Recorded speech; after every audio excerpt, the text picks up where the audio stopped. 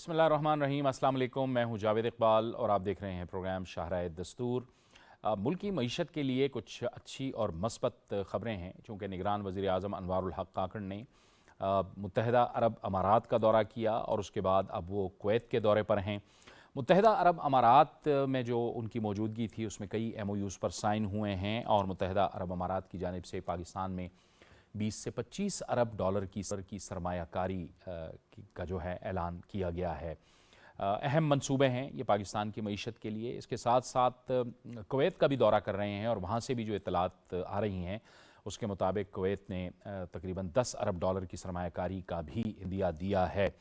लेकिन इसके साथ साथ हम देखें कि इसका जो इम्पेक्ट सामने आया है वो ये है कि जो पाकिस्तान की जो स्टॉक एक्सचेंज है उसने बड़ा इसको पॉजिटिवली रिस्पॉन्ड किया है और आज जो है वो एक नया बुलंद रिकॉर्ड जो है हुआ है कराची स्टॉक एक्सचेंज के इंडेक्स में। और ये रिकॉर्ड बना है कि 60,000 इंडेक्स ने जो है वो 60,000 की जो नफसियाती हद है उसको भी उबूर किया है। इसके साथ साथ रुपए की कदर भी बेहतर हुई है, रुपया तगड़ा हुआ है डॉलर के मुकाबले में। ये सारी वो बातें हैं जो ज़ाहिर है मईशत के साथ जुड़ी हुई हैं। माशी इस्तेहकाम की जब हम बात करते हैं और फिर ज़ाहिर है इसका असर सियासी इस्तेहकाम और फिर मुल्क को चूँकि आगे चलकर इंतखाबात की तरफ जाना है। 8 फरवरी 2024 को इस मुल्क में आम इंतखाबात भी होने जा रहे हैं। तो ये जो दौरे हो रहे हैं इनके क्या मकासद हैं और ये पाकिस्तान की मईशत के लिए कितने अहम हैं और कितनी बेहतरी इससे हो पाएगी, इन तमाम मामलात पर आज हम अपने इस प्रोग्राम में बात करेंगे। और इसके लिए हमें ज्वाइन कर रहे हैं माशी तज्ज़ियाकार जनाब डॉक्टर खाकान हसन नजीब, जो इस वक्त हमारे साथ वीडियो लिंक पर हैं। डॉक्टर साहब आपको बहुत खुशामदीद कहते हैं। हमें ज्वाइन कर रहे हैं साबिक सफ़ीर जनाब शाहिद कियानी साहब, आपको भी बहुत खुशामदीद। और स्टूडियोज़ में हमें ज्वाइन कर रहे हैं सीनियर सहाफ़ी और तज्ज़ियाकार ख्वाजा काशिफ़ रफ़ीक। काशिफ़ साहब आपको भी बहुत खुशामदीद कहते हैं। डॉक्टर साहब, मजमूई तौर पर अगर एक जनरल सा आप व्यू दें, ये कितनी अहम डेवलपमेंट है पाकिस्तान की मईशत के लिए, ये जो ऐलानात हुए हैं? IMF के प्रोग्राम की शुरुआत और पहले रिव्यू की सक्सेसफुल कंप्लीशन, ये हमेशा मैंने कहा है पाकिस्तान के लिए ज़रूरी है।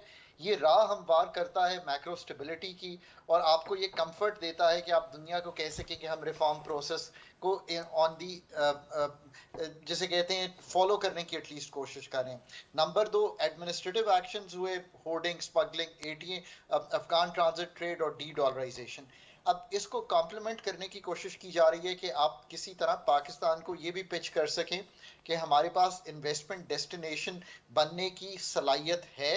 और उसका मतलब ये है कि हम जैसे कि पाकिस्तान में सरमायाकारी बैरूनी और अंदरूनी जो है उसको आगे बढ़ा सके। इसके लिए SIFC का एक कयाम हुआ जो कि पॉलिटिकल गवर्नमेंट के अंडर, PDM के अंडर किया गया। एस्टैब्लिशमेंट, प्रोविंसेस और सब अहम अदारे उसका पार्ट हैं ताकि एक होल ऑफ गवर्नमेंट अप्रोच लेकर एक इंस्टीट्यूशनल फ्रेमवर्क बनाया जाए और पाकिस्तान को एज अ पिच किया जाए डेस्टिनेशन के। इसमें अगर कोई आपको वन विंडो ऑपरेशन चाहिए तो मुहैया किया जाएगा, अगर फीजिबिलिटीज चाहिए तो मुहैया की जाएंगी, अगर आपको हमसे किसी चीज़ पे जवाब चाहिए, बड़ी मतलब ये छोटी गुफ्तगू है बट ईमेल कोई दे तो उसका जवाब मिलेगा। फिर पाकिस्तान का जो रेकोर्डिक है उसके 50% हिस्से हमारे पास हैं, उसको अब कोशिश की जा रही है, इंडिपेंडेंट इवैल्यूएशन कराई गई है, उसको पिच किया जाए।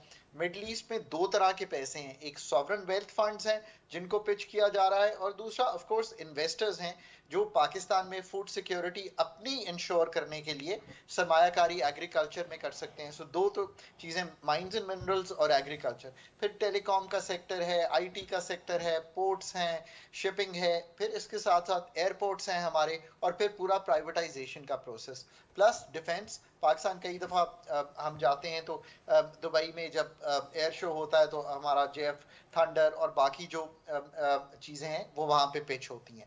अब देखें, ये तो एक इनिशियल कोशिश है कि पाकिस्तान एक कोशिश में पिच कर रहा है कि हमसे आप बात करें इस मौजू पे। अब हमने पहले भी ये कोशिश की है, इसको अमली जामा पहनाने के लिए ज़रूरी ये है कि उनके प्रॉपर फॉलो अप्स हों, एक टीम हो जो प्रोफेशनल्स की डेडिकेटेड उनको कंसिस्टेंटली उनसे बात कर रही हो, उनकी जवाबात दे रही हो, पाकिस्तान की कुछ फीजिबिलिटीज़ हों, पाकिस्तान की जो क्लॉग्ड आर्टरीज हैं उनको अगर बाईपास ही करना है, अभी अगर हम क्लीन नहीं कर सकते थ्रू अ रेगुलेटरी गिलोटीन, तो फिर SIFC उसमें काम कर रही हो। सो ये सब चीजें हैं। इकोनॉमिक डिप्लोमेसी में हमारे फॉरेन मिशंस का एक बहुत बड़ा हाथ होगा।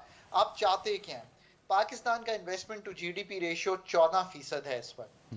जिस मुल्क ने भी दुनिया में तरक्की की है, irrespective, east Asia, Vietnam, Indonesia, Malaysia, India, Bangladesh, यही है ना ममालिक जिन्होंने पिछले 20 साल में ऐसी ग्रोथ दिखाई है।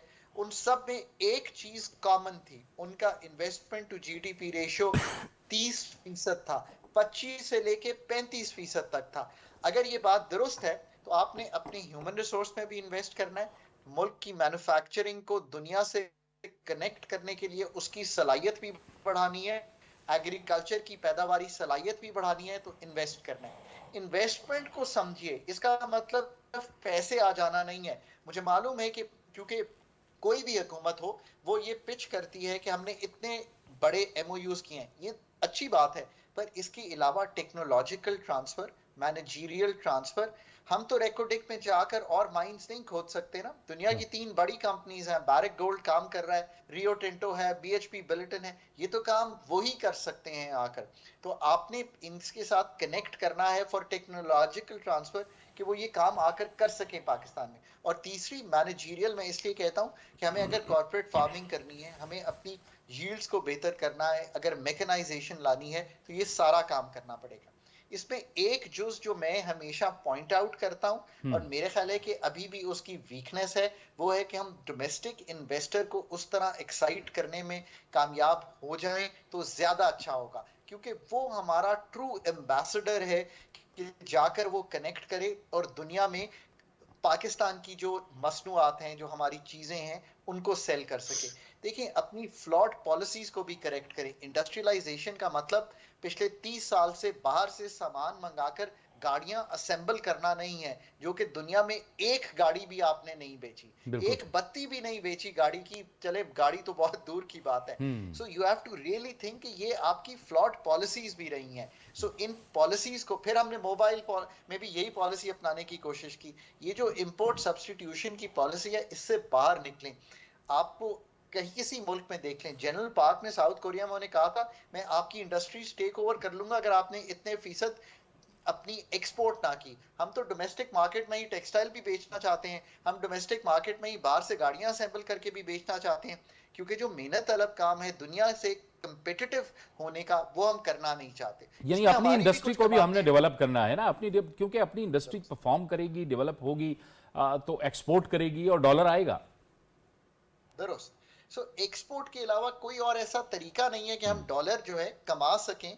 रेमिटेंसेस और एक्सपोर्ट्स, ये दो ही तरीके हैं ना हमारे पास। और दूसरा ये है कि FDI पाकिस्तान में, मेरा ख्याल है कि एक टारगेट सेटिंग कर देनी चाहिए कि अगले 5 साल में $5 अरब पर ईयर की हम FDI पाकिस्तान लेके आएंगे।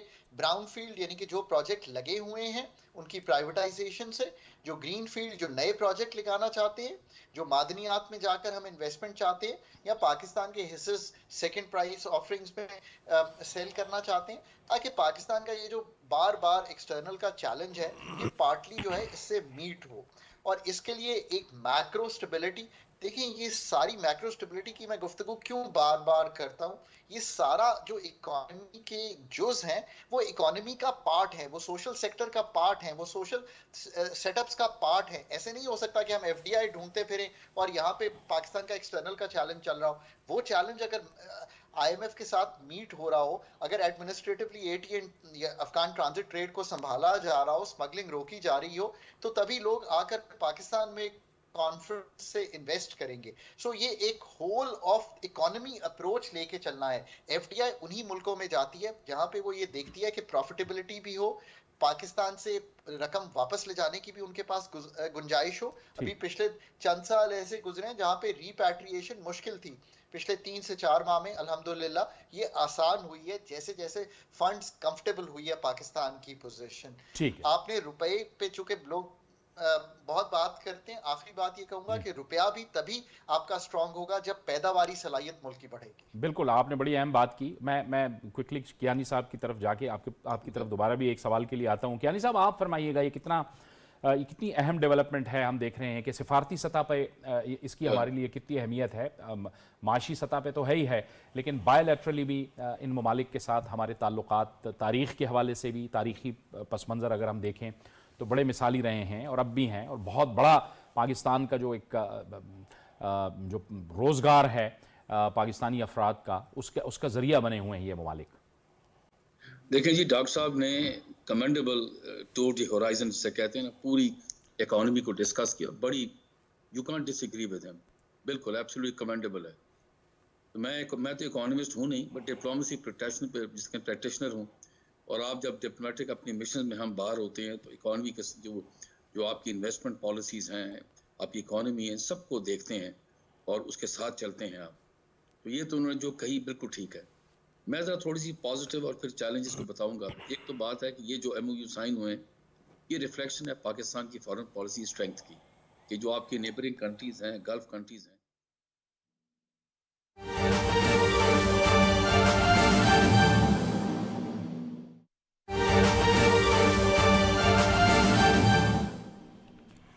नाज़रीन, अहम खबर से आपको आगाह करें कि सिक्योरिटी फोर्सेस ने कल्लात में दहशतगर्दों के खिलाफ ऑपरेशन किया है, जिसके नतीजे में 2 दहशतगर्द मारे गए हैं। मज़ीद तफसीलात के लिए अपने नुमाइंदे PTV के नुमाइंदे से हमने रब्ता किया है, इमरान मनसब से, और मज़ीद तफसीलात उनसे जानते हैं। जी इमरान मनसब। जी देखिए, ये बलोचिस्तान का इलाका कल्लात की नागांव पहाड़ी का इलाका है, जहाँ पे दहशतगर्दों की मौजूदगी खुफिया इत्तलात पर सिक्योरिटी फोर्सेज ने वहाँ पर ऑपरेशन किया है। और इस दौरान दहशतगर्दों और सिक्योरिटी फोर्सेज के दरमियान फायरिंग का शदीद तबादला हुआ है। शदीद फायरिंग के नतीजे में 2 दहशतगर्दों को वास्ते जहन्नुम कर दिया गया है। हलाक होने वाले दहशतगर्द सिक्योरिटी फोर्सेज और मासूम शहरियों के खिलाफ टारगेट करेंगे और दूसरी सरगर्मियों में मुलविस थे। ICR के मुताबिक हलाक होने वाले दहशतगर्दों से भारी मकदार में अस्सार बारूद भी बरामद किया गया है। और ICR ने एलानी में कहा है कि सिक्योरिटी फोर्सेज दहशतगर्दी की जड़ से खात्मे के लिए पुरज़्म है। और इसी तरह से बलोचिस्तान में जो कि तरक्की है और अमन और इस्तेहकाम है, इससे किसी भी साजिश को कामयाब नहीं होने दिया जाएगा। जी इमरान मनसब, बहुत बहुत शुक्रिया, आप हमें इन्फॉर्म करे थे। सिक्योरिटी फोर्सेस ने नाज़रीन कल्लात में दहशतगर्दों के खिलाफ ऑपरेशन किया है और इस ऑपरेशन के नतीजे में 2 दहशतगर्द मारे गए हैं और मज़ीद जो है इस क्लियरेंस ऑपरेशन अभी जारी है। PTV न्यूज़ से फिल वक्त इतना ही।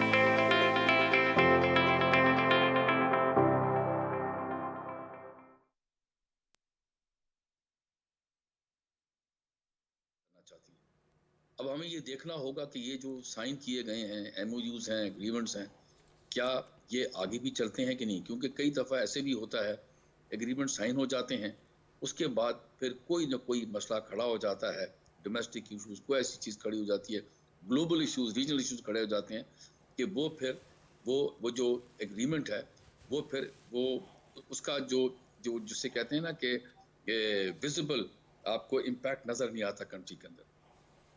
मैं तो उम्मीद करता हूँ ये होगा।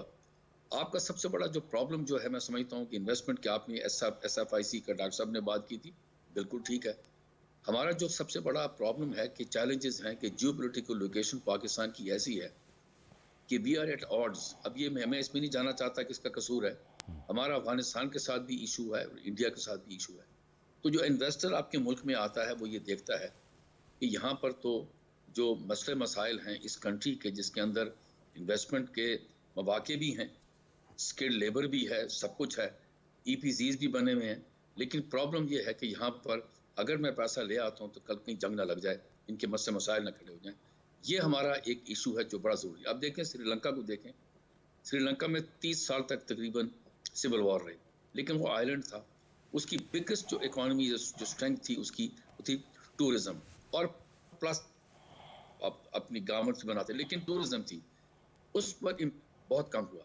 लेकिन क्योंकि हमारी जियोपॉलिटिकल लोकेशन ऐसी है कि हम ऐसी नेबरहुड में रहते हैं जो डिफ़िकल्ट हैं। इस मिसाल के तौर पर ईरान के साथ हमारा मसला तो कोई नहीं है, लेकिन अंडर सैंक्शंस है यूएस के साथ, उसके साथ हम कोई उनके साथ, अब देखें ये गैस पाइपलाइन का इशू खड़ा हुआ है, हम उसको हल नहीं कर सकते बिकॉज अमेरिकन इन सैंक्शन हैं। फिर हम अपने ताल्लुकात इनलार्ज कर रहे हैं चाइना के साथ, वेरी ट्रस्टेड नेबर, वहाँ पर यूएस के साथ मसले मसाइल उनके खड़े हुए हैं। इंडिया का तो मुझे बताने की ज़रूरत नहीं है, और अफगानिस्तान के साथ तो हमारा ऑन गोइंग एक जिसे कहते हैं माजरत के साथ है कि अफगानिस्तान हम कितनी मदद करने तैयार है, एक इशू ऑफ मिसट्रस्ट खड़ा हुआ है। तो ये चीज़ें हैं, ये चैलेंजेस हैं, बड़े सीरियस हैं। और फिर जो डोमेस्टिक जो आपकी सबसे बड़ी सिक्योरिटी इश्यूज हैं, ये बहुत सीरियस, हालांकि अब हमारे रोज ऑफिसर्स और जवान जान दे रहे हैं, लेकिन ये इश्यूज हैं जो एक इन्वेस्टर देखता है before he enters the country. तो मैं तो ट्रस्ट करता हूँ कि हालात बेहतर हो जाएंगे। बाकी इनलार्जमेंट ऑफ टैक्सेशन बेस ये वो चलता रहा, वो IMF ने आपके साथ दस्तखत कर दिए हैं। अब मैं तो उम्मीद करता हूँ कि अगली हुकूमत वो पेनफुल रिफॉर्म्स लाएगी जिसकी वजह से हम IMF के साथ फंसे हुए हैं। अल्लाह करे कि यहाँ से हम निकलें। चलें, ये आपने बड़ी अहम बात की। डॉक्टर साहब आप फरमाइएगा, जाहिर है कि कुछ हमारे जो अहदाफ थे IMF के साथ जो बातचीत हुई थी वो तो उसमें मोस्टली पूरे हुए, लेकिन एक ये जो बैरूनी फाइनेंसिंग का गैप है ये इशू रहा। अभी वर्ल्ड बैंक ने भी ये कहा है कि पाकिस्तान को बिजली की कीमतों में इजाफा करने की ज़रूरत नहीं है। और एक अच्छी खबर ये भी है कि गर्दिशी कर्ज़ों में भी कुछ कमी आई है। इससे भी आपको लगता है कि थोड़ा सा प्रेशर कम होगा, चीज़ें बेहतरी की जानिब जाएंगी? इस वक्त भी ज़ाहिर है IMF की एक टेक्निकल टीम जो है वो पाकिस्तान के साथ मुज़ाकरात कर रही है, जो टैक्स रेवेन्यू है, टैक्स बेस है, उसको बढ़ाने के हवाले से। जावेद साहब, एक तो ये कि IMF के साथ चलना है, ये प्रोग्राम जो कि एक स्टैंड बाय अरेंजमेंट है, it's not a long term programme. इसको कंप्लीट करना है ताकि मैक्रो स्टेबिलिटी रहे। एक्सटर्नल का $25 अरब चाहिए पाकिस्तान को under the IMF umbrella. I am hoping कि ये कंफर्टेबली पाकिस्तान मैनेज कर लेगा। एक बात, हमने एनर्जी के चेंजेस जो हैं प्राइसिंग के वो काफ़ी हद तक कर दिए हैं। अब क्वार्टरली और जो on going fuel price adjustment, ये चेंजेस हैं, ये करते हैं। FBR देखिए अभी भी नॉट टू इट्स पोटेंशियल, कमा नहीं रहा। क्यों? क्योंकि इस वक्त भी टैक्स टू GDP 9% है। ब्रॉडनिंग ऑफ टैक्सेशन, नए एरियाज जो आने हैं, ये सारा काम, ऑटोमेशन, डिजिटाइजेशन। IMF की भी जो टीम आई हुई है, मैं आई नो इंटरनेशनली कि वो क्या डिस्कस कर रहे हैं, आई एम वेल अवेयर, वो भी यही इश्यूज डिस्कस कर रहे हैं। IMF जो FBR की करंट टीम है, it's a good team. I work with the chairman as well. I think कि वो भी समझते हैं चीज़ों को। उन्होंने भी अपना प्रोग्राम अच्छा रखा होगा। 3 महीनों का टारगेट भी उन्होंने मीट किया है। ट्रायल, उसमें ऑटोमेशन, डिजिटाइजेशन, ये सारे काम करना, फिर नए टैक्स पेयर्स तक पहुंचने के लिए उन्होंने एक स्कीम सामने रखी है। अब लेट्स से कि वो स्कीम कैसे वर्कआउट करती है। So the next 3 years should see this also. Energy पे I am not comfortable Javed, I am going to be honest here. ये ठीक है कि आपने कुछ जाकर चीज़ें की हैं, उससे कुछ रिकवरी इंप्रूव हुई है। एनर्जी पे बहुत बड़ा काम होने वाला है, और 5 साल के एजेंडे में रिन्यूएबल्स का लाना, डिस्कोस को प्राइवेटाइज या मैनेजमेंट आउटसोर्सिंग करना, जेनकोस को ये करना, ये हमें कलीदी तौर पे ठीक करना है ताकि हम मुल्क में एक एनर्जी की सपोर्टिव एम्बियंस क्रिएट कर सकें। और यही फ्यूचर का एजेंडा है। Industrialisation, agri productivity, energy sector की डिसरप्शन करके उसको प्राइवेट एफिशिएंसी लाना, FBR की ब्रॉडनिंग करना, एंड इंशाल्लाह Pakistan should see a better 5 years। बहुत शुक्रिया डॉक्टर खाकान हसन नजीब साहब, आप हमारे साथ इस गुफ्तगू में शामिल रहे। आपको चूँकि जाना है तो आपका बहुत बहुत शुक्रिया। हम गुफ्तगू बढ़ाते हैं। काशिफ रफ़ीक साहब, ये एक मंजरनामा आपके सामने आता है, माशी भी और सिफारती भी, लेकिन इस वक्त मुल्क के अंदर जो है वो हम इंतखाबात की जानिब बढ़ रहे हैं। असल जो मामला है वो हमने इंतखाबात की तरफ जाना है। आपको लग रहा है कि चीज़ें बिल्कुल स्ट्रीमलाइन हैं, क्योंकि अचानक से बीच में अफवाहें और र्यूमर्स और प्रोपेगेंडे भी आ जाते हैं। बहुत शुक्रिया जावेद साहब। मैं इंतखाबात के तरफ आने से पहले सिर्फ 1 मिनट आपसे लूँगा। जी ज़रूर। मईशत के हवाले से जितनी भी गुफ्तगू की डॉक्टर खाकान साहब ने, मैं ये समझता हूँ कि इसमें इम्पॉर्टेंट चीज़ जो थी वो ये है कि मुस्तकिल मिजाजी के साथ हमने एक डायग्राम बना ली है और हमें उसको आगे लेके चलना है। और ये मुस्तकिल मिजाजी की जो पॉलिसी है, ये army chief general Asim Munir साहब ने PDM की हुकूमत के साथ बैठ कर ड्रा की, और ये तय हो गया था कि ये चीज़ें आनी हैं। ये तो अभी जो MOU साइन हो रहे हैं $35 अरब के करीब या $25 अरब के करीब, ये मेरे ख्याल में 20 अरब डॉलर मज़ीद सऊदी अरेबिया के साथ भी हमारे MOU साइन होने हैं, और ये एक अहाता किया गया है तकरीबन इस मुल्क में इसी टेन्योर में, निगरान सेटअप के टेन्योर में 45 से 50 अरब की इन्वेस्टमेंट आनी है। अब उन इन्वेस्टमेंट को इंश्योर करने के लिए जो गारंटीज़ हैं वो गारंटीज़ भी आर्मी चीफ साहब ने दी हुई है सिस्टम की, वो थे भी मौजूद भी थे, कल भी मौजूद थे। और तीसरी जो इम्पोर्टेंट चीज़ है जिसके तरफ डॉक्टर साहब ने भी इशारा किया या क्यानी साहब ने भी इशारा किया, उस वन विंडो ऑपरेशन को भी एग्जीक्यूट कर दिया गया है और उसकी मॉनिटरिंग भी वो की जा रही है। और ऐसा अब नहीं होगा कि जो MOU साइन कर दिया गया आने वाली पॉलिटिकल हुकूमत कहे कि हमें इससे डिसएग्रीमेंट है और आप नए नेगोशिएशन करें। सो पाकिस्तान की इकॉनमी में पोटेंशियल है, मुआशरत में पोटेंशियल है, लोगों में पोटेंशियल है, लेकिन उनको सही गाइड करने की ज़रूरत है। अब इस सारे मामले में हमारे साथ हो ये रहा है कि भारत जो कि हमारा अज़ली दुश्मन है, भारत वाया अफ़गानिस्तान इंसर्जेंसीज करवा रहा है। अब वो उसको आप इस जो इंसर्जेंसीज के वाक़यात हो रहे हैं, जो खुद कुछ हमले हो रहे हैं, दहशतगर्दी के वाक़यात हो रहे हैं, इसको आप इस तनाजुर में देखें कि आया एक तो इलेक्शन करीब है, जैसे इलेक्शन करीब आते हैं दहशतगर्दी की लहर आना शुरू हो जाती है, और उसके बाद जैसे ही इकॉनमी के को अच्छी खबर आनी शुरू होती है तो फिर ये मामला शुरू हो जाता है। वजह यह है कि भारत नहीं चाहता पाकिस्तान माशी तौर पर मुस्तहकम हो, सियासी तौर पर मुस्तहकम हो, दिफाई तौर पे मुस्तहकम हो, और उसके लिए बड़ा आसान हल है कि वो अपनी प्रॉक्सीज़ के ज़रिए पाकिस्तान को डिस्टेबलाइज करता है। उसमें गो के हमारे अंदर से भी कोई ना कोई लोग अलाकार बनते होंगे, लेकिन बाहर से भी हैं।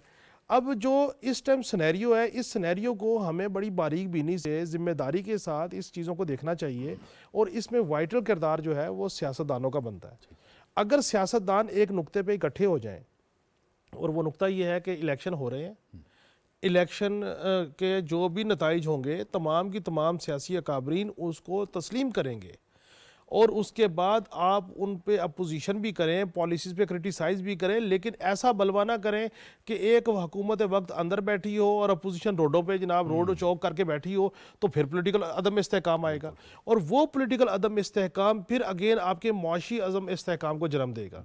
हमारा प्रॉब्लम यहाँ पे ये है कि मैं ये समझता हूँ कि इस वक्त जो पाकिस्तान की बड़ी मेजर पॉलिटिकल पार्टीज़ हैं, पीपल्स पार्टी है, नून लीग है, जो बड़े सियासी काबरीन हैं, जो तमाम सियासी जमातों के लिए जिनके लिए इज़्ज़त का मकाम है, उनको चाहिए कि वो एक ऑल पीसी कर लें, एक नशिस्त रख लें, और इस बात पे नशिस्त रखें कि हम एक बात तो ये है कि जो इख्तलाफ है वो घर के अंदर है, घर के अंदर ही करेंगे, मुल्क के सियासी अदम इस्तेहकाम को हम जन्म नहीं देंगे और माशी अदम इस्तेहकाम की तरफ नहीं जाएंगे, नंबर 2। और फिर मैं ये समझता हूँ बहैसियत रियासत, मीडिया, सियासतदान, हम तमाम लोगों को एक बात का प्रचार करना चाहिए, जैसे कि हम करते आ रहे हैं, कि कश्मीर पाकिस्तान की शहरग है, उसके ऊपर कॉम्प्रोमाइज़ नहीं होगा, फ़लस्तीन के मामले पे कॉम्प्रोमाइज़ नहीं होगा। इसी तरह हमें एक और चीज़ ऐड करने की ज़रूरत है एज अ रियासती पॉलिसी, और वो है कि CPEC हमारी मुआशी शहरग है, इसके ऊपर कॉम्प्रोमाइज़ नहीं होगा। ऐसा नहीं होगा कि आप CPEC के प्रोजेक्ट्स को रुकवाने के लिए और अपने पॉलिटिकल बेनिफिट के लिए या पॉलिटिकल अदावत के लिए आप ऐसे काम करें, ऐसे प्रोटेस्ट करें कि जिससे CPEC को नुकसान पहुंचे। अच्छा, अभी आपने जो एक नुक्ता उठाया है उसमें एक दो पॉइंट्स आ रहे हैं मेरे जहन में, लेकिन हमें एक ब्रेक की तरफ जाना है, फौरी एक ब्रेक लेनी है, एक ब्रेक लेंगे और ब्रेक के बाद गुफ्तगू को आगे बढ़ाएंगे।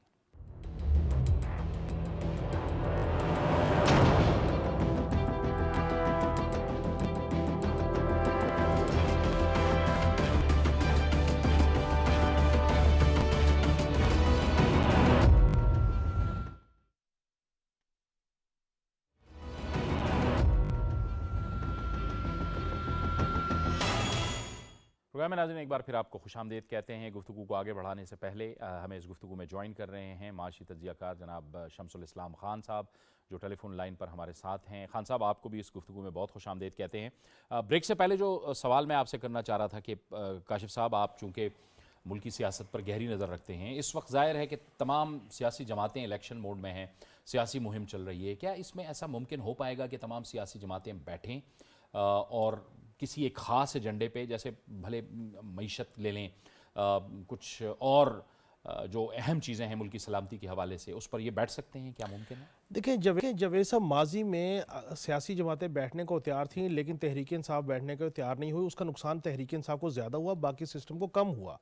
इसी तरह अगर अब सियासी जमातें कोशिश करें, एफर्ट करने में कोई बात नहीं है। मैं ये समझता हूँ कि पाकिस्तान की सियासत में ऐसे बहुत सारे लोग मौजूद हैं जो तमाम सियासी जमातों को एक जगह पर बिठा सकते हैं और ये कहें कि हम सियासी तौर पर जो मर्जी करें लेकिन रियासत को नुकसान नहीं होना चाहिए, मईशत को नुकसान नहीं होना चाहिए, सी पैक को नुकसान नहीं होना चाहिए। और मैं तो आपके प्रोग्राम में पहले भी और जहां मुझे मौका मिलता मैं कहता हूं कि ये तय करें कि शख्सियात रेड लाइन नहीं होती हैं, बिल्कुल ठीक, पाकिस्तान रेड लाइन होती है, पाकिस्तान के दिफाई इदारे रेड लाइन होते हैं, सी पैक रेड लाइन होना चाहिए। ये अगर नहीं करेंगे, अच्छा अगर नहीं करेंगे तो फिर क्या होगा, फिर एहतजाज होगा, फिर वही अदम इस्तेहकाम होगा, फिर उन्हें पुश पुल होगा, बाहर की कुव्वतें उनको पुश और पुल करेंगी, लेकिन उसके बाद क्या होगा, फिर भी आप टेबल पे बैठेंगे।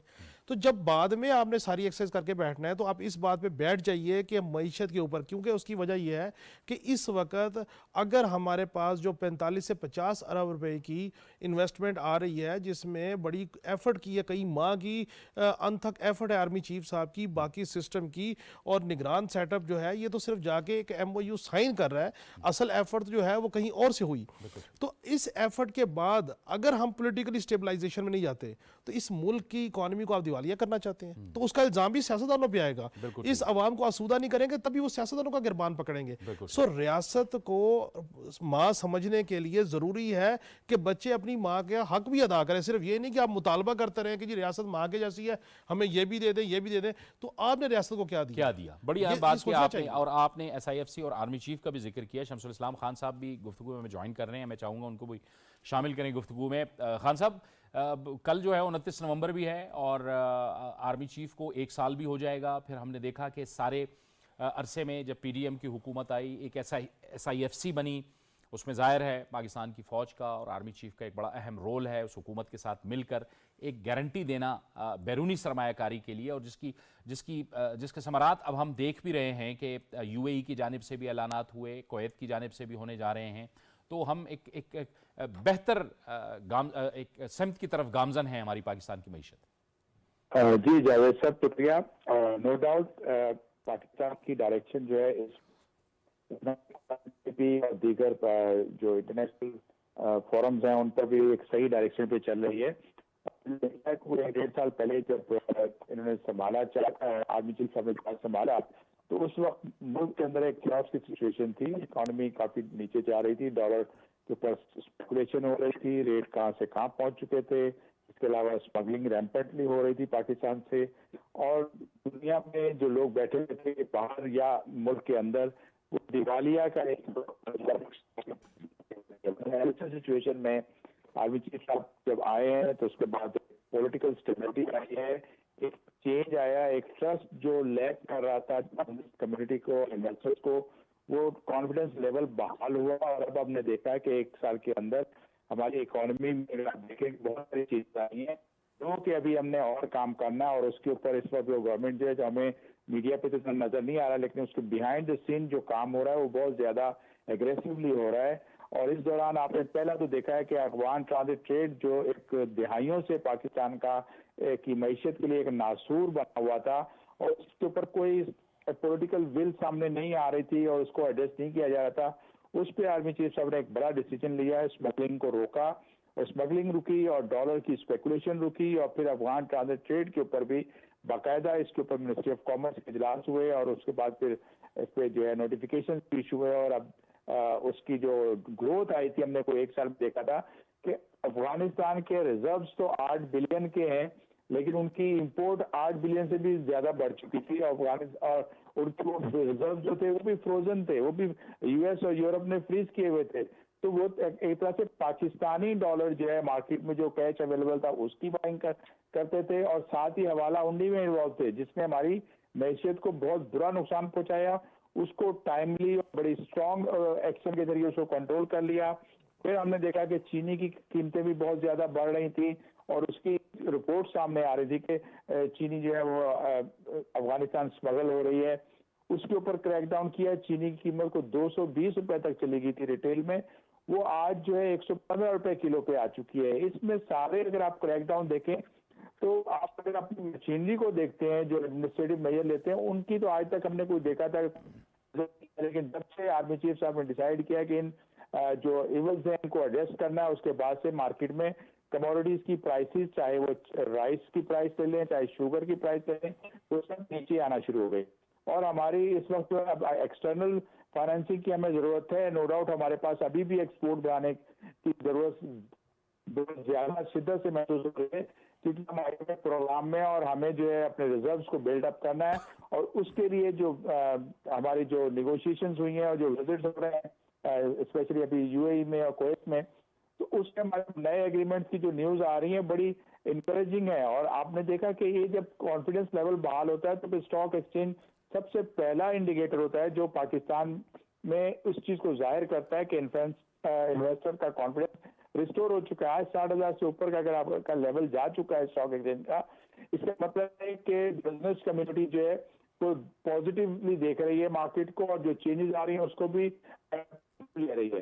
साथ ही हमें अब जो अपने पास मुल्क के अंदर एफडीआई लानी है, उस पर काम शुरू हो चुका है, लेकिन एफडीआई का आपको पता है कि ये ओवरनाइट तो नहीं हो जाती, इसमें नेगोशिएशन। हाँ, इस पे वक्त लगता है, इस पे वक्त लगता है। खान साहब, मैं आता हूँ आपकी तरफ दोबारा भी, शायद कियानी साहब आपकी तरफ आएंगे। शायद कियानी साहब, आप भी हमेशा से हमारे इस फोरम पे ये बात करते रहे हैं कि एक पॉलिटिकल स्टेबिलिटी और मुल्क के अंदर इस्तेहकाम होना बहुत ज़रूरी है। जब इस्तेहकाम होगा तो आप अपने जो खारजा ताल्लुकात हैं उस पर भी तवज्जो दे सकेंगे। आपने क्या स्ट्रेटजी अडॉप्ट करनी है, आपने अपनी खारजा पॉलिसी को किस सिमत में लेकर जाना है, आप उस पर भी फोकस होंगे। तो आपको लगता है कि हम उस स्टेबिलिटी की तरफ भी जाते हैं? क्योंकि वही बात जो हो रही थी कि जब हम स्टेबिलिटी की तरफ जाने लगते हैं तो कुछ ऐसे फैक्टर्स होते हैं जो हमारे पड़ोसी ममालिक हैं, वहाँ से पाकिस्तान को डिस्टेबलाइज करने की कोशिश की जाती है।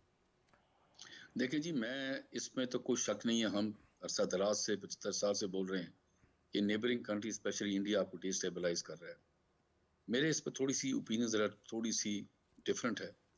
इसमें तो शक नहीं है, मतलब आप बार बार ये कहना कि जी इंडिया कर रहा है, लेकिन आपके अंदर सबसे बड़ी जो इशू सबसे बड़ा है कि जो डिस्टेबलाइज करते हैं वो हम कभी इस तरह सुनते हैं अफगानिस्तान के थ्रू ये मसले आ रहे हैं, तो फिर हम सुनते हैं जी बरादराना मुल्क। मैं तो पहले से एक दिन मैंने कहा था कि बरादराना ताल्लुकात होते ही नहीं, ये एक लफ्ज़ मुझे नहीं पता ये कौन लेकर आया है।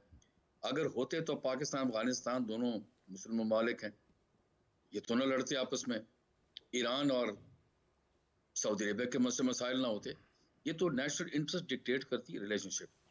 अभी आप सबसे बड़ा इंपॉर्टेंट ये है कि जो मैं बार बार कहूँगा, बिटर पिल फॉलो करनी पड़ेगी, लेकिन इंडिया और अफगानिस्तान के साथ हमें ताल्लुकात नॉर्मल करने पड़ेंगे।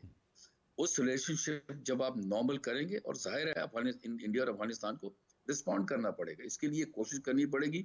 मैं ये समझता हूँ कि अगर आज आपके मुल्क में फेयर एंड फ्री इलेक्शंस होते हैं, एक नई गवर्नमेंट आती है जिसको सारे लोग देख रहे हैं, तो पोलिटिकल गवर्नमेंट जो भी आएगी वो उस पर ज्यादा कॉन्फिडेंस होगी इन्वेस्टर की, क्योंकि उसने रहना है 3, 4, 5 साल रहना है।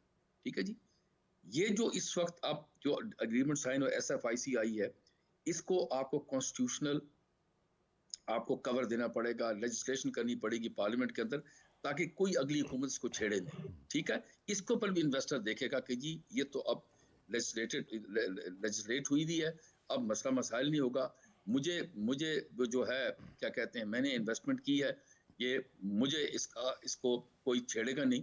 दूसरा, आपको जुडिशल रिफॉर्म्स भी लाने हैं, क्योंकि जुडिशल रिफॉर्म्स की वजह से इन्वेस्टर को कॉन्फिडेंस मिलती है कि खुदा ना खास्ता अगर उसको मसले मसाइल होते हैं तो उसको कोर्ट जो है उसको जस्टिस देगी। पॉलिटिकल स्टेबिलिटी इंतहाई इंपॉर्टेंट है, सिक्योरिटी इंपॉर्टेंट है। अब देखें, अभी आप एक मैं बताऊं, SFIC लॉन्च हुई है तो वो जो आपकी जड़ावाला में वो क्रिश्चियंस का मसला खड़ा हो गया। It gave such A wrong signal abroad. हालांकि हमारे 99% लोग इस इशू के अंदर दूसरे माइनॉरिटीज के साथ बिल्कुल ठीक हैं, लेकिन जो भी 1% है, और फिर सबसे बड़ी बात, आपने तो कोई बाहर का बंदा नहीं देखा, आप ही के लोग थे। मैं तो समझता था कि इनको एक ऐसी सजा दी जाती ताकि लोगों को पता चलता कि दोबारा किसी के जो हैं वर्शिप के हाउसेज हैं उनको छेड़ा नहीं जाएगा। देखिए, ये चीज़ें ज़रूरी हैं, इन्वेस्टर को पता होना चाहिए कि मैं यहाँ आऊँगा, मैंने भी अब देखें ज़्यादातर तो आपके बाहर के लोग इन्वेस्टर्स हैं यहाँ पर, ठीक है, मुसलमान तो कम है, तो उसको वर्शिप की फ्रीडम होगी, बाहर जाने की फ्रीडम होगी, बाहर बैठ सकेगा, खा भी सकेगा, ठीक है कि नहीं, तो अपने रिश्तेदार उसको मिलने आ सकेंगे, सिक्योरिटी होगी। इतना खूबसूरत मुल्क है हमारा, लेकिन सिक्योरिटी के इश्यूज इतने सीरियस हैं कि जिसकी चैलेंजिंग है कि जिसको हमें we have to come to grips with it. अगली हुकूमत के लिए सबसे बड़ा चैलेंज यही होगा, पॉलिटिकल स्टेबिलिटी, डोमेस्टिक जो है पीस होना चाहिए, तभी आप किसी फॉरेनर को कहेंगे आओ मेरे मुल्क में आओ, मेरे मुल्क को भी देखो और मेरे मुल्क में इन्वेस्टमेंट भी करो। बिल्कुल सही। काशिफ साहब, आपको क्या लगता है कि जो डिस्टेबलाइजिंग फैक्टर थे, जो अदम इस्तेहकाम का शिकार करने वाले एलिमेंट्स थे, वो ख़त्म हो गए पाकिस्तान की सियासत के अंदर? हम पाकिस्तान की तमाम सियासी जमातों को एक लेवल प्लेइंग फील्ड देने की आइंदा के इंतखाबात में हम बात करते हैं, और ये आइन और क़ानून के मुताबिक, लेकिन आप समझते हैं कि वो जो एक डिस्टेबलाइजिंग फैक्टर्स थे वो अब ख़त्म हो गए? कुछ को मुकदमात का सामना है, कुछ को मसाइल का सामना है, क्योंकि प्रोपेगेंडा फिर ये किया जाता है कि नहीं जी, हम तो जेलों के अंदर हमें बंद किया गया है, हमें तो मुनासिब मौका ही नहीं मिल रहा। देखिए जावेद साहब, लेवल प्लेइंग फील्ड की जहाँ तक बात है, वो तो जो 16 माह हुकूमत में रह के जाने वाली बड़ी जमातें थीं, पीपल्स पार्टी के नून लीग के तहफ़्फ़ुज़ात मौजूद हैं और वो ख़त्म नहीं हुए, और उसकी मिसालें हमारे इस्लामाबाद में इर्द गिर्द में मौजूद हैं कि, और ये इलेक्शन कमीशन को चाहिए कि वो जहाँ उसने इतना अच्छा काम किया, उसको चाहिए कि मज़ीद थोड़ा सा करे, कि आप कम अज़ कम ऐसी शख्सियात जो कंटिन्यूटी हैं प्रीवियस हुकूमत की और उस सिस्टम में बैठी हुई हैं, आप अगर 2-4 माह के लिए उनको ले ऑफ कर देंगे और नून लीग की हुकूमत ही अगर आनी है, जैसे कि तासुर जा रहा है, तो वो फिर आगे उनको इन प्लेस कर लेंगे। तो क्या फ़र्क पड़ता है कि आप ये जवाज़ क्रिएट करें कि लेवल प्लेइंग फील्ड का जो मुद्दा है वो और ज़्यादा शद्दोमत से उठे। और जो बात मैं आपको कह रहा था कि ये इकट्ठे कर लिए जाएं और इस बात पे आ जाएं कि आप खुदा रहा इस मुल्क की जो तारीख है पोस्ट इलेक्शन की वो इतनी अच्छी नहीं है, आप तय कर लीजिए कि इस पे बैठ के इसको स्टेबलाइजेशन पे लेके जाएं, और ताकि हमें पता हो कि अवाम को आसूदा करने के लिए इकॉनमी का बेहतर होना है तो अवाम ने आसूदा होना है। अदरवाइज़ आपने 70 सालों से अपने एहसास बेच बेच के यहाँ तक आ गए, अवाम तो आसूदा नहीं हुई। क्यों नहीं हुई? कि अवाम जो आबादी है उसका तनासुब इतनी तेज़ी से बढ़ रहा है कि हमारे वसाइल जो हैं वो इतनी तेज़ी से नहीं बढ़ रहे। हमें तो बैठ के कम से कम अगले 25 साल का प्लान करना पड़ेगा, 20 साल का प्लान करना पड़ेगा। जो जदीद कौमें जिन्होंने तरक्की की उन्होंने 3-3 दहाइयों का बैठ के प्लान किया। अच्छा, अब हमें यहाँ से ये प्रॉब्लम है, विश है, ना हम छोड़ नहीं सकते, 2 कदम पीछे हट नहीं सकते, मुल्क की सलामती के लिए, इकॉनमी के लिए, किसी मामले के लिए सब्र नहीं है, तहम्मुल नहीं है। दूसरी जानिब अदम इस्तेहकाम की बात की, जैसे कियानी साहब ने भी एक वाक़े का जिक्र किया, यही तो अदम इस्तेहकाम है। इसी अदम इस्तेहकाम को तो जो है वो किया जा रहा है। और मैं आपको बताऊं, इसमें एक बड़ा इम्पॉर्टेंट एलिमेंट है जिसके ऊपर हमें बात भी करनी चाहिए और हमें देखना भी चाहिए, और वो ये है कि वाक़या छोटा होता है लेकिन सोशल मीडिया में उसको इतना ब्लो कर दिया जाता है कि आपके मुल्क का इमेज ख़राब होता है, और बाद में जब आप उसकी तहकीक करते हैं तो पता ये लगता है कि उसको ब्लो करने वाला इंडिया था, उसको ब्लो करने वाली दीगर कुव्वतें थी जो एंटी पाकिस्तान कुव्वतें थी, कि उसको इतना सोशल मीडिया में फैलाओ। और हमारे लोग जो ये काम कर रहे होते हैं उनको ये खुश होते हैं कि ये वीडियो हमारी इतने व्यूज़ पे चली गई, इतने लाइक्स पे चली गई, इतने क्लिक्स पे चली गई। तो हमारे माशरे ने जहाँ पे एक एहतराम था, इख्तलाफ के बावजूद एक इज़्ज़त थी, एक डायलॉग का कल्चर था, वो सारा कल्चर ख़त्म हो गया। अब कल्चर आ गया लाइक पे, व्यूज़ पे और क्लिक्स पे, और उस कल्चर ने हमारे माशरे में एक अदम इस्तेहकाम पैदा किया, हमारा अदम तवाज़ुन पैदा किया। इसके लिए आपको लोगों को एजुकेट करना पड़ेगा, और एजुकेट करता है मुल्क का लीडर का किरदार होता है। अब पॉलिटिकल लीडर अगर लोगों को कहे कि आप अगले को बात ना करने दो, तल्ख बात करो, गंदी बात करो, गाली दो और जनाब पकड़ लो, मार दो, निकाल दो, इस तरह की जब जुमलाबाजी आप करेंगे और आपकी इतनी बड़ी यूथ जो है वो उस सेगमेंट की फॉलोइंग में चली जाएगी, तो आप मुझे बताएं वहाँ पे दलील के साथ बात कौन सुनेगा और कौन करेगा और कब तक कौन करेगा। सो ये एक मुस्तकिल मिजाजी का प्रोसेस है। जो कौम है उसकी एजुकेशन भी लीडर करते हैं, उनको आगे लेके भी लीडर जाते हैं। सो मैं इसीलिए ये कहता हूँ कि इसमें कोई अचंभे की बात नहीं है। ऐसे बहुत सारे लीडर मौजूद हैं पाकिस्तान की सियासत में, वो सबको बिठा सकते हैं। और अगर आप नहीं बिठाएंगे तो याद रखिए जावेद साहब कि इलेक्शन हो भी जाए, हुकूमत बन भी जाए, मैं आपको ये यकीनी तौर पे कह रहा हूँ, मैं पिछले 3 इलेक्शंस का अहाता आप निकाल के देख लीजिए, आपने भी कवर किया, हमने भी कवर किए। हर इलेक्शन में पीपल्स पार्टी ने कहा कि मेरा इलेक्शन चुरा लिया गया, कभी जनाब आरओज के ज़रिए, कभी जनाब आरटीएस के ज़रिए। तो ये 2024 के इलेक्शन में कोई और टर्म बाहर आ जाएगी और पूरा 5 साल वो यही कहेंगे इलेक्शन चोरी हो गया। हमें विजडम पैदा करना पड़ेगा, खुला दिल और दिमाग पैदा करना पड़ेगा, इसलिए कि अब हमारे पास एक चांस है। इस चांस में हमें इतनी बड़ी एक इन्वेस्टमेंट मिल रही है, उस पर गारंटीज़ हैं, वारंटीज़ हैं, और हमें एज अ पाकिस्तानी नेशन ऐसे तमाम चीज़ों को कला कमा करना पड़ेगा, उसके लिए बोलना पड़ेगा ताकि जो भी हो कि यार ये मामला गलत हुआ, हम किसी की ईमान पे, किसी की इबादत की जगहों पे हम कैसे आगे बलवा कर सकते हैं। बिल्कुल ठीक है शमसुल इस्लाम साहब। अब वो ज़ाहिर है हमें भी बहैसियत हुकूमत, जिसकी भी हुकूमत आती है, माशी इस्लाहात के हवाले से हमें भी आगे बढ़ना होगा। इस वक्त भी अगर हम देखें तो IMF की एक टेक्निकल टीम मौजूद है जो टैक्स नेट को बढ़ाने के लिए, टैक्स रेवेन्यूज़ को बढ़ाने के लिए वो पाकिस्तान से बातचीत कर रही है। बहुत सी ऐसी इस्लाहात हैं जो हमें खुद भी करनी है अपनी मईशत की बेहतरी के लिए। आपकी हुकूमत के जो अखराजात हैं वो बहुत ज़्यादा बढ़ चुके हैं, तो आपको एटलीस्ट 15 से 20% पे रेशो को लाना होगा। जो माजी में हमने देखा कि हमारे 12% रेशो GDP, लेकिन उसके बाद फिर कम होकर अराउंड 9-10% की तरफ आ चुका है। इसको बढ़ाना बहुत जरूरी है। इसके कुछ हमें रिफॉर्म्स भी करने होंगे और FBR के अंदर भी रिफॉर्म्स लाने होंगे। और साथ ही जावेद साहब, एक बड़ी अहम बात जो मैं आपसे शेयर करना चाहूँगा वो ये है कि जब से SIFC बन गई है और उसमें अब हमारा जो है फोकस अब मेडिकल को बेहतरी की तरफ लेके जाना है और इन्वेस्टर्स को से लाना है, तो हमें एक मुल्क के अंदर अपने एक चार्टर ऑफ इकोनॉमी भी करना होगा और उसकी हम पॉलिटिकल पार्टीज पे छोड़ दें कि वो बैठ के चार्टर ऑफ इकोनॉमी साइन कर लें तो वो फिर अपनी मर्जी की चीजें करेंगे। इसमें भी आप चीफ साहब को एक रोल प्ले करना पड़ेगा ताकि पाकिस्तान की जो वो पॉलिसी जो नुकसान दे रही है, मुसलसल खसारे में लेके जा रही है, जैसे उन चीजों के ऊपर एक कंसेंसस डेवलप करके और एक चार्टर ऑफ इकोनॉमी इन सबसे साइन करवा के और फिर आगे लेके चलेंगे, तब आपकी जो है कंसिस्टेंसी ऑफ पॉलिसी होगी। क्योंकि आज अगर पाकिस्तान का फिस्कल डेफिसिट बढ़ता जा रहा है तो आपको पता है कि जो हमारी जितनी भी पॉलिटिकल पार्टीज रही हैं उन सब की पॉपुलिस्ट डिसीजन जो होते हैं वो अखराजात को बढ़ा देते हैं। हमारे पास फिस्कल रिस्पॉन्सिबिलिटी का डेट लिमिटेशन का एक्ट बना हुआ है, 2013 से आज तक किसी भी हुकूमत ने उसके ऊपर अमल नहीं किया सीरियसली।